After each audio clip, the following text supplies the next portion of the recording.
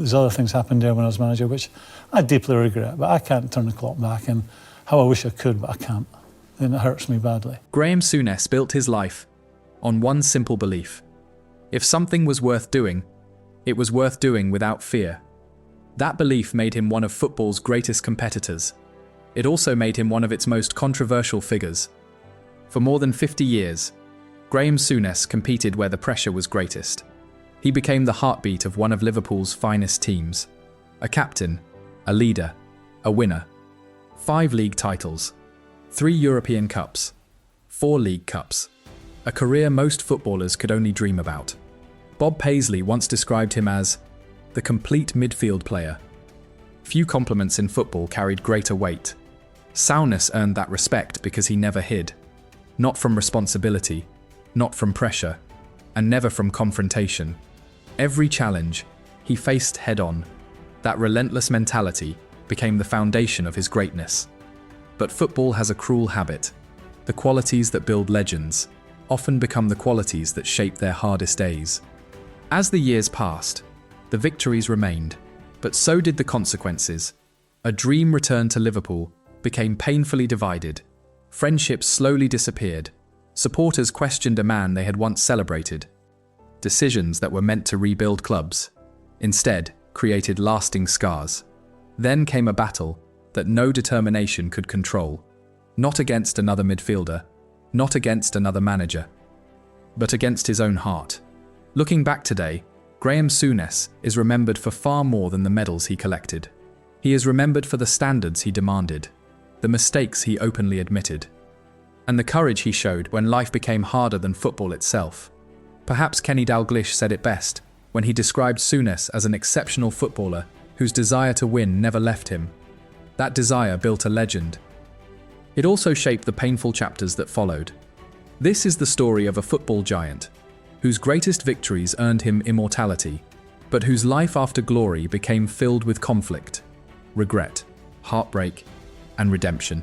Subscribe now, because legends like Graeme Souness deserve to have their complete story remembered. Graeme Souness came back to Liverpool as a hero.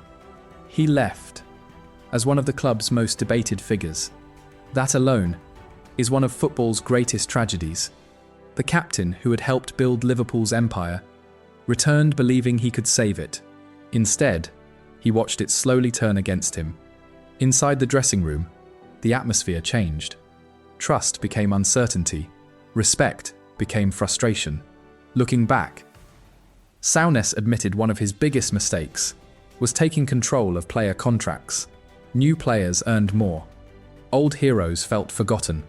The anger didn't explode overnight. It spread quietly. Conversation by conversation, player by player. Then came another problem. Souness wanted to modernize Liverpool. The club's old routines, its old habits, its old culture. He believed they had to change. Many inside Liverpool did not. The same standards that had made him a legendary captain now made him an unforgiving manager. That became the cruel irony. The man trying to protect Liverpool's future was accused of destroying its past. Years later, Graeme Souness never ran from that truth. He admitted he had tried to change too much, too quickly. Not every football legend lives long enough to admit their mistakes. Souness did. But by then, the damage had already been done. The first cracks had become wounds. And those wounds would soon lead to the most painful chapter of his entire football life. April 1984, European Cup semi-final, Liverpool against Dinamo Bucharest. The match was fierce. Every tackle mattered. Every challenge carried tension. Then, Graeme Souness became the centre of the night. An off-the-ball clash with Dinamo captain Lika Movila ended with Souness throwing a punch. Movila later said, "My jaw was broken." In an instant, the football became secondary. The incident became the story. Former Liverpool defender Alan Kennedy later recalled hearing the impact. Steve Nicol simply called it classic Souness. Those two words explained everything. Souness never believed in backing away. He believed in winning, whatever the cost. When Liverpool travelled to Romania for the second leg, The atmosphere was filled with hostility. Every touch of the ball was greeted with anger. Liverpool had become the villains. Years later, Graeme Souness never denied what happened. He accepted it. He never searched for excuses. That honesty earned respect. But it never removed the controversy. To some, he was the fearless captain protecting his teammates. To others, he had crossed a line that greatness should never cross. It became one of the first major scars on his reputation. Sadly, it would not be the last. Because throughout his life, Graeme Souness would discover that every victory sometimes came with a price. Graeme Souness knew this decision would change everything. When Rangers signed Mo Johnston, football stopped being the biggest story. The country did. Johnston had been expected to return to Celtic. Instead, he signed for Rangers. The reaction was immediate. Scarves were burned. Supporters threatened to hand back their season tickets. Some refused to applaud Johnston, even after he scored. One transfer had turned into a national controversy. Souness understood exactly what he had unleashed. He later insisted the decision was about building the strongest team possible. Not politics, not religion, not public opinion. Winning. That was all that mattered to him. Many admired his courage. Many believed he had betrayed traditions that had existed for generations. There was almost no middle ground. The headlines became relentless. Every press conference returned to the same question. Why sign Mo Johnston? Souness never backed away. He refused to apologize for choosing ability over history. That stubbornness defined him. It also made him an easy target. Looking back, Souness admitted he knew there would be outrage. He simply believed Rangers had to move forward. The decision transformed Rangers. It also transformed his own reputation. He was no longer seen as just a brilliant football man. He had become one of the game's most divisive figures. For many supporters, he was fearless. For others, he had crossed a line that should never have been crossed. The trophies continued, but so did the arguments. And Graeme Souness was beginning to learn a painful truth. Sometimes, the biggest victories create the deepest divisions. Sadly, an even greater storm was waiting for him. The club that had once treated him like a hero would soon become the place where his greatest regret was born. Graeme Souness returned to Liverpool, believing he could restore the club's glory. Instead, he walked into the most painful chapter of his career. He believed Liverpool had fallen behind. Training became tougher. Fitness standards changed. Old routines disappeared. Souness wanted a new Liverpool. Many inside the club did not. Then came what Souness would later call a monster mistake. He took control of player contracts. New signings earned more. Liverpool's established winners earned less. The dressing room never exploded. It quietly drifted apart. Trust disappeared. Resentment grew. The unity that had once made Liverpool Europe's strongest team started to crack. Souness later admitted he had tried to change too much, too quickly. He believed he was saving Liverpool. Others believed he was destroying the culture that had made the club great. Another painful wound soon followed. His relationship with Phil Thompson collapsed. Two Liverpool men, who had celebrated together, now stood on opposite sides. Looking back, Souness never ran from the criticism. He admitted mistakes. He accepted responsibility. But by then, the damage had already been done. The captain, who had once united Liverpool, was now watching the club he loved slip further away. Sadly, his greatest regret had not yet arrived. Nothing that happened inside Liverpool compared to what came next. One interview changed everything. Graeme Souness agreed to speak with The Sun. The interview appeared on the anniversary of the Hillsborough disaster. For Liverpool supporters, there could hardly have been a worse moment. The reaction was immediate. Fury, disbelief, heartbreak. Many supporters who had defended Souness could no longer stand beside him. The issue was never simply the interview, it was the newspaper. For countless Liverpool families, the pain connected to The Sun ran far deeper than football. Souness later admitted he had made a terrible mistake. He never tried to defend it. Instead, he said, "I don't have a defense." Those words carried more weight than any excuse ever could.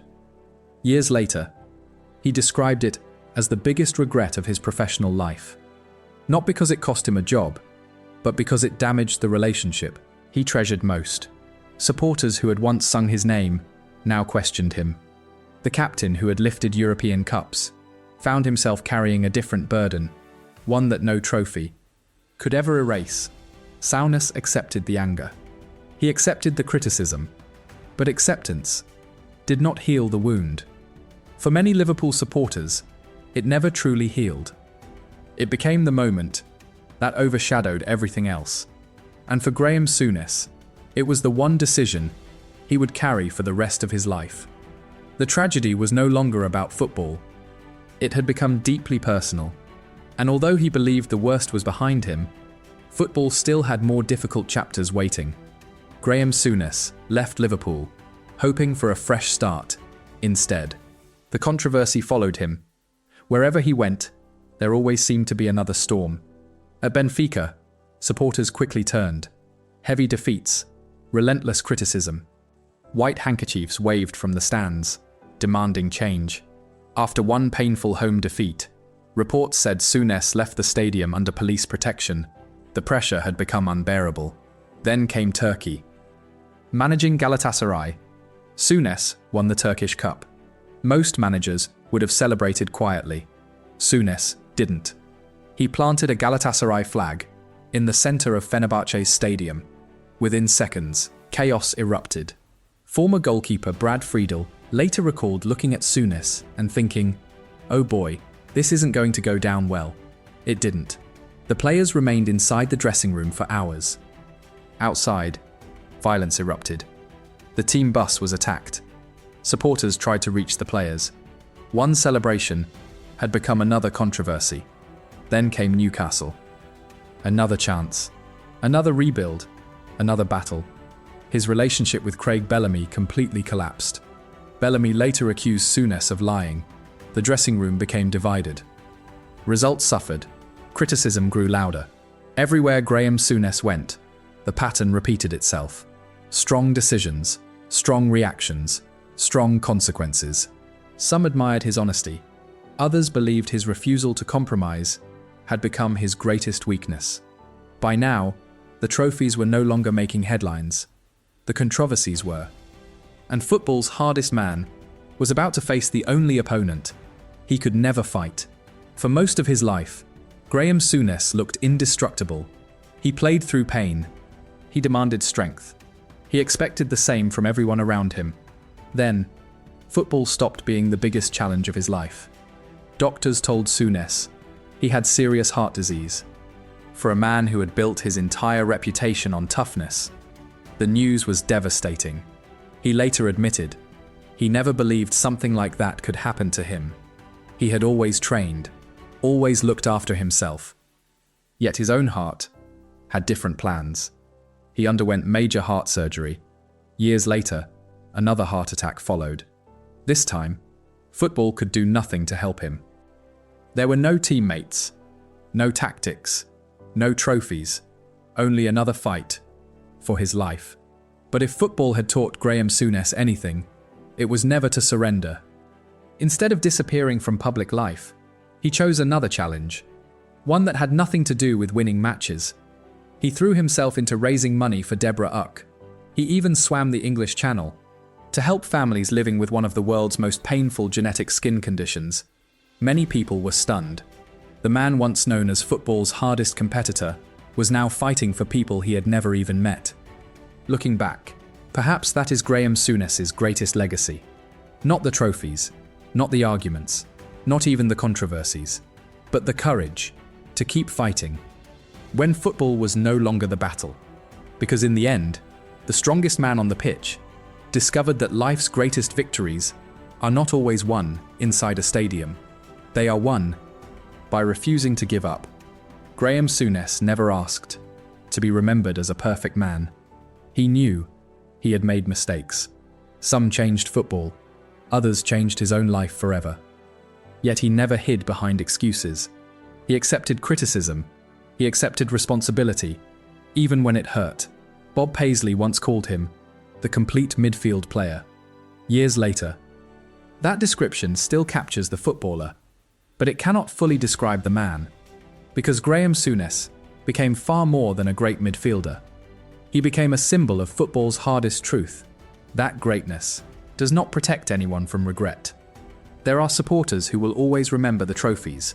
Others will never forget the controversies. There are teammates who speak about his unbelievable standards.